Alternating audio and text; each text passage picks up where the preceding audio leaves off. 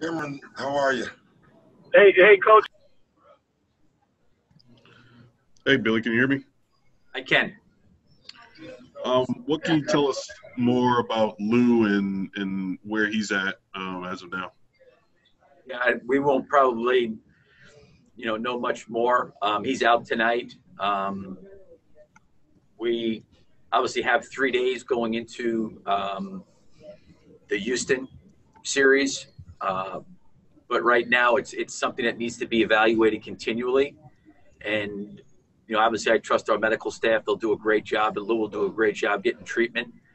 But it's too early to say and too early to diagnose, how long this could be. So we'll just have to wait and see how this unfolds. Next, we're going to go to Joe Masato with the Oklahoman. Just as a follow-up on the injury front, is Chris's hand injury, is that anything serious that you guys are worried about? We don't think so, but we're just being cautious with him. He should be fine when we get around to playing. Game one, lose a different situation. I have uncertainty of whether or not he'll even be available for game one. We'll have to wait and see those things. Certainly, we'll see how he progresses, the next few days to have maybe a little bit of a better idea of where he's at. And Billy, just a big picture question on Chris. I know we've asked you a ton about his leadership and buy-in this year, but can you just sort of, I guess, put a bow on that now that the season is about to end, about to enter the playoffs? Chris is going against his former team, and there was uncertainty at the beginning of the season, at least from an outside perspective, of what his buy-in might be with this new team. Can you just speak to his leadership this year and how he carried himself? Yeah, I think it's easy to pass judgment or to make assessments of what you think is going to happen. I felt really, really good in all my conversations with Chris last summer. And it's been over a year now, because he obviously got to Oklahoma City when the trade happened with our guys at the end of July. And he has said, and he's been steadfast on this, and I give him a lot of credit. He only knows one way to compete, and that's all in. And he has been all in, from the standpoint of what he needs to do in terms of getting himself prepared to play and what he needs to do from a leadership standpoint. And I think when you have a player of that magnitude who's clearly going to be a Hall of Fame player, first ballot Hall of Fame, he's one of the best point guards to play the game.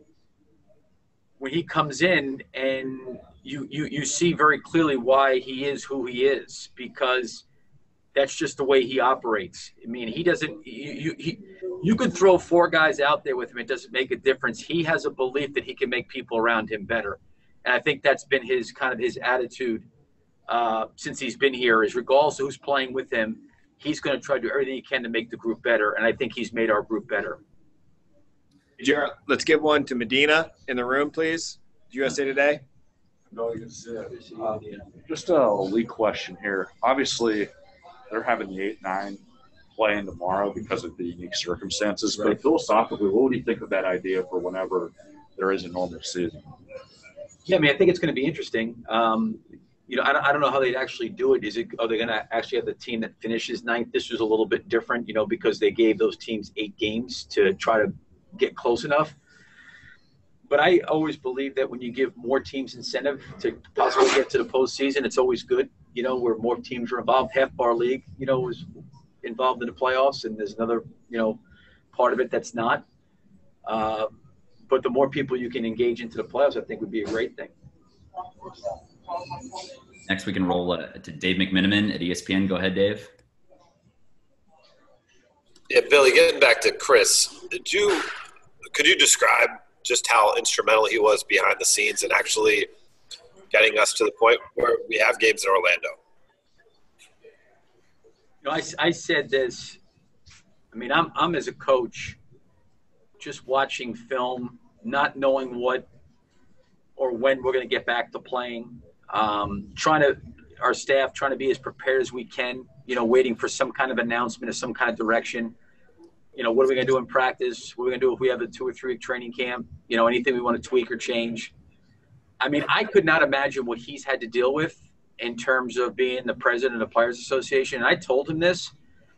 I don't know if there's another PA that's ever had to endure or deal with what he's had to deal with during this whole pandemic. I think he's been hugely instrumental in helping us get back to play. I mean, I'm not privy to all the conversations that take place between, the PA and the league and those kind of things, but I know he's worked really, really hard in my conversations with him in terms of the number of calls that he's had to take place on and what he's had to do. He's done an amazing job. And then to be able to compartmentalize getting himself back to playing, keeping himself in shape, and doing all those things and being able to shift his focus from one thing to another has been really amazing. But I think he's obviously has had a lot to do with Adam Silver in the league in terms of, getting everybody on board to try to finish the season and crown a champion. Thanks, Coach. One last question for you before we roll to our Fox Sports exclusive. Eric G. with the Sports Animal. Go ahead for Coach. Billy, just some clarification here on Dennis. What is his status for the first game of the playoffs? And with Lou being out, does this give you an opportunity to insert Andre a little bit more? Yeah, Dennis is available tonight. He cleared quarantine, so he passed his test. Everything's fine. He's available and playing tonight. So we'll have him tonight, and we'll have him for the next 3 days to get prepared for the playoffs. I think that Andre would be, to your point, somebody that needs to play more minutes tonight. I need to find a way to get him out there a little bit more than maybe he has. He's done a really, really good job, but I think this could be an opportunity for him to play significantly more than maybe what he's played up to this point in time.